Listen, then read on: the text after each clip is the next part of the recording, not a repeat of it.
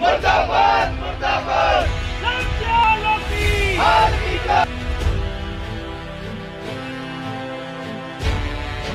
जमानत नहीं होनी चाहिए और जो धारा है 354 की जो धारा लगी है उस पर और भी धाराओं के अंतर्गत कार्रवाई हो।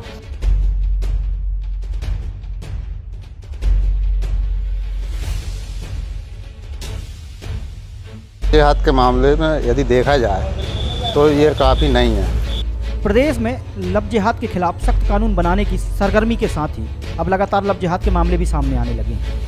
जहां नरसिंहपुर के गाडरवारा में एक युवती ने एक युवक के खिलाफ मामला दर्ज कराया है, जिसके बाद शहर में लव जिहाद की चर्चाएं तेज हो गई हैं। दरअसल पूरा मामला गाडरवारा का है, जहां युवती ने थाने पहुंचकर शिकायत दर्ज कराई है और आरोपी पर कई गंभीर आरोप लगाए हैं। इस दौरान युवती के साथ बड़ी संख्या में हिंदू संगठनों के लोग भी थाने पहुंचे थे।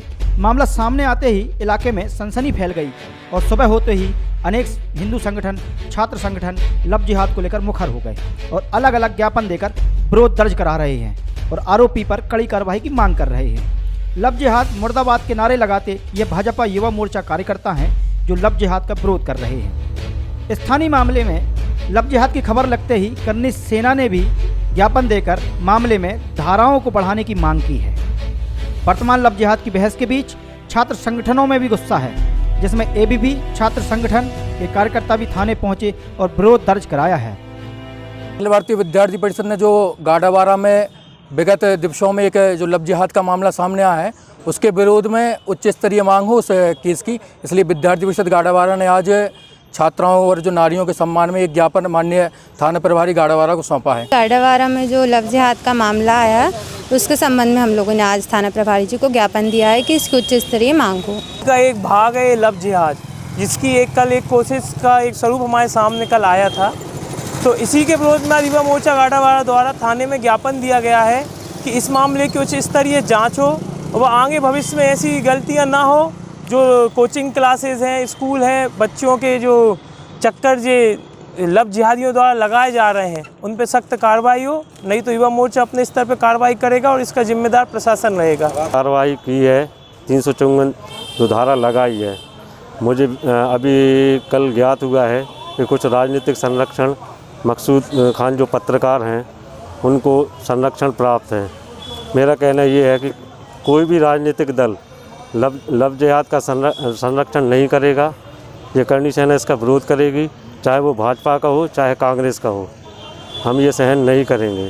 आपको क्या लगता है कुछ धाराओं में कमी रह गई है, क्या है पूरा?